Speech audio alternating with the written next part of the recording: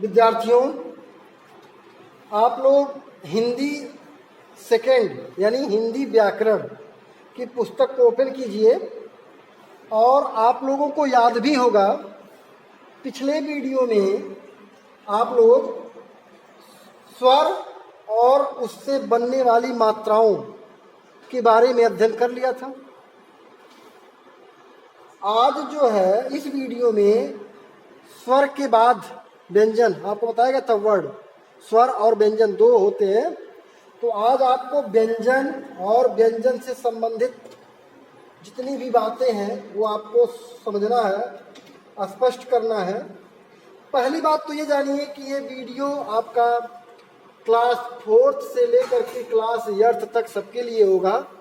Class 4th के student भी इसको पढ़ेंगे, 5th के स्टूडेंट भी, 6th में, 7th में, 8th में, सभी क्लासों में ये बातें आपको मिलेंगी और लेसन भी वही होगा। तो एक साथ में ये वीडियो बन जा रहा है, आप लोग एक साथ उसको ये ना सोचिएगा कि हमारे क्लास का नहीं है, उस क्लास का है। आप लोग ओपन करेंगे और उसको सुनेंगे, अपने बुक्स की कंटेंट को पाएंगे। आपके बुक में जो कंटेंट है इस चैप्टर में, उस कंटेंट को आप पाएंगे। तो सबसे पहले आपको ये जानना है व्यंजन। इंग्लिश में आप इसको कॉन्सोनेंट बोलते हैं। ये व्यंजन क्या होता है? तो व्यंजन की परिभाषा ये है, वे वर्ड जिनका उच्चारण करने में स्वरों की सहायता लेनी पड़ती है, व्यंजन कहलाते हैं। आपको पिछले ही वीडियो पर आपको स्वर और व्यंजन दोनों समझा दिए थे। स्वर को उच्चारण करते समय यानी जब मुंह से उसको ध्वनि उसकी निकालते हैं तो स्वर की ध्वनि में सिर्फ एक वर्ण निकलता है, और जबकि व्यंजन की ध्वनि में दो वर्णों की आवृत्ति होती है। ध्यान दें, जैसे आपको बोलना हो क, तो क अगर आप बोल रहे हैं क, तो उसमें अ जो है अपने आप निकल रहा है। मतलब ये हुआ कि क और अ इसमें दो वर्ण सम्मिलित हैं। क और अ दो वर्ण सम्मिलित हैं, इसलिए क आपका व्यंजन हुआ। इसी प्रकार ख ये भी व्यंजन है, ग ये भी व्यंजन है। आपको सारे व्यंजनों के बारे में हम पिछले वीडियो में समझा चुके हैं कि व्यंजन क्या होते हैं, कौन से होते हैं। अच्छा, अब यहां देखें, आपका ये एक व्यंजन है क, इसमें आपके दो वर्ण सम्मिलित है, एक ये और एक उसमें स्वर सम्मिलित है। अगर दोनों को अलग करके लिखना हो तो देखिए किस तरह लिखा जाता है।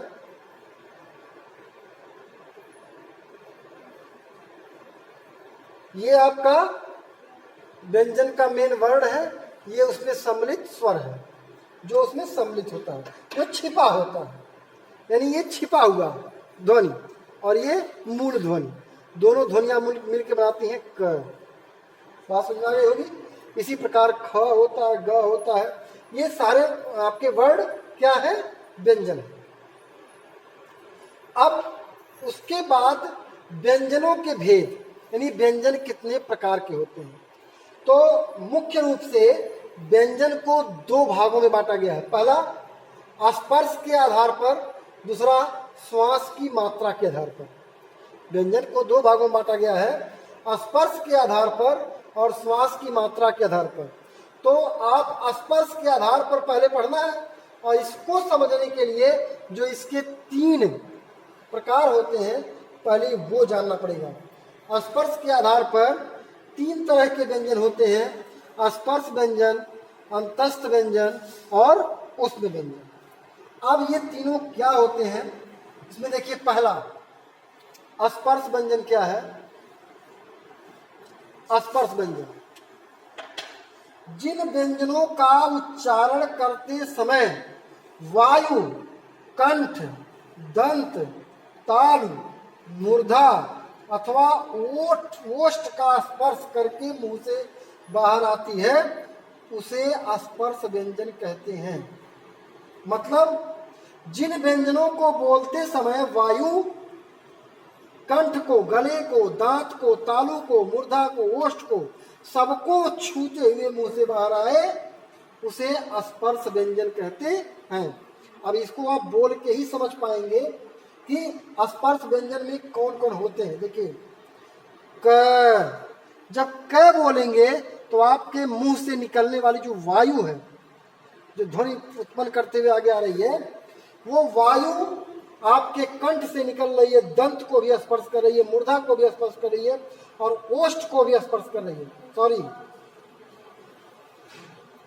याद रखिए इसमें क ख ग घ ङ ये क वर्ग के व्यंजन है और इनको बोलने में वायु कंठ से छूते हुए आती।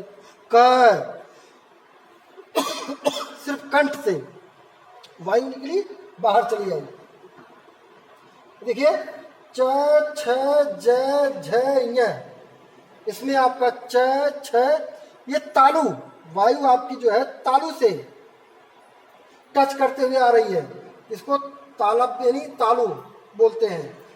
और ट ठ ड ढ ड़, ये मूर्धा को टच करते हुए आ रही है। आप ट बोल के देखिए, आप ऐसे नहीं समझ पाएंगे, अपने जीभ के टच को देखिए।